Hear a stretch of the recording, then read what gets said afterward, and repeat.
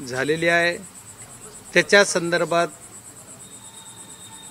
मी आपल्या सर्वांच्या माध्यमातून महाराष्ट्राच्या जनतेला काही सांगू इच्छितो। त्याच्यामध्ये सर्व घटनाक्रम मी पहिल्यांदा महाराष्ट्राला सांगणार आहे आणि याच्यात कसे कसे पोलीस यंत्रणेचं काय काय चाललेलं आहे, जेवढी मला माहिती मिळाली किंवा पोलीस यंत्रणा काय करते त्याच्या अनुषंगानुसार। पहिली घटना महाराष्ट्राला, बीड जिल्ह्याला किंवा सर्वांना असं वाटतंय की 9 डिसेंबर रोजी घडली, पण याची सुरुवात कुठं झाली असेल तर 28 मे 2024 रोजी झाली। 28 मे 2024 रोजी एक खंडणीचा गुन्हा दाखल झाला। म्हणजे 28ला खंडणी मागितली आणि 29ला गुन्हा दाखल झाला केजला। रमेश घुले व अनवळखी एक हा झालेला गुन्हा, हा झालेला FIR। रमेश घुले व अनवळखी एक असा आवाडा कंपनीचा जो सुनील केंदू शिंदे वय 42 याने कंप्लेंट दिली।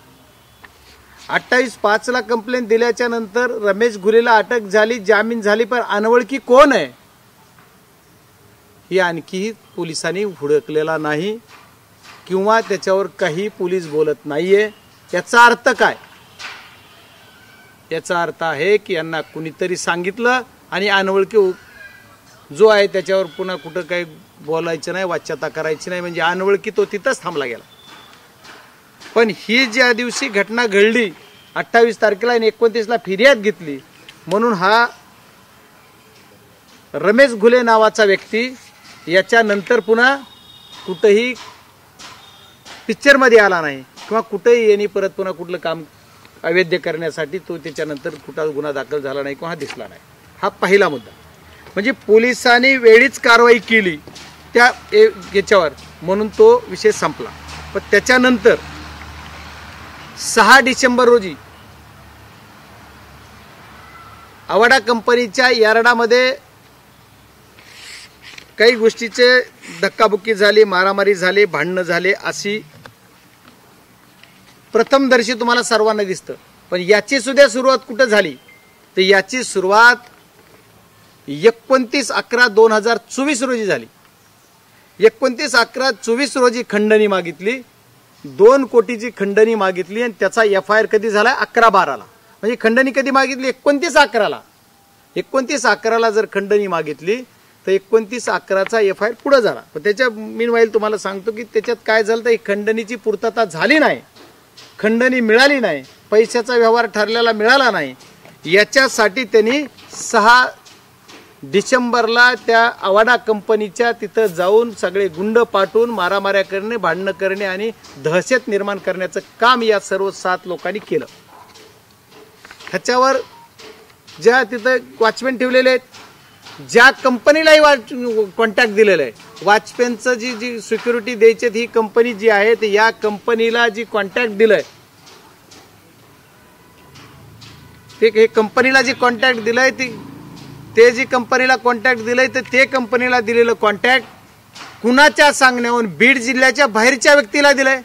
मसाजोगची ग्रामपंचायत सुद्धा कॅपेबल आहे, केज तालुक्यात सुद्धा कंपन्या आहेत, जिथं केजला काम आहे तर त्याला कॉन्टॅक्ट देऊन त्यांना पैसे मिळवून हे कशासाठी हे काम केलं जातंय ही सुद्धा कुणीतरी बघितलं पाहिजे आणि या गोष्टीचा सुद्धा आपल्याला छडा लावला पाहिजे। आणि हा कोण आहे ज्याला या कंपनीचं सिक्युरिटी पुरविण्याचं कॉन्टॅक्ट दिलंय?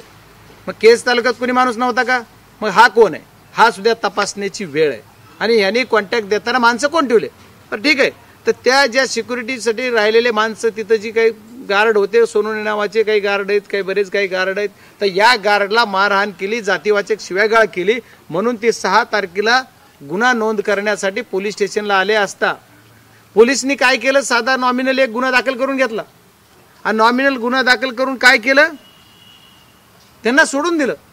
डायरेक्ट म्हणजे कोर्ट सुद्धा नाही, डायरेक्ट सोडून दिलं। आणि त्या पोरांनी त्या मनात त्यांच्या राग ठेवून ज्यांचा कोण ही सगळा मास्टर माइंड आहे त्यांनी काय केलं तर त्यांनी त्यांना ही करायला लावलं आणि करायल्याच्या नंतर यांनी 9 तारखेला परत पुन्हा ही त्याचा गुन्हा आहे, म्हणजे झालेला FIR सॉरी हा FIR आहे। तर या FIRच्या माध्यमातून मी तुम्हाला 2 FIR दाखवले।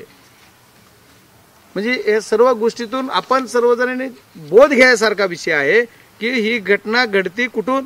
पहिले 28 मेला घडली, त्याच्यानंतर दुसरी 29/11ला खंडणी मागितली आणि त्याच्यानंतर 6 डिसेंबरला हे तिथं गेले.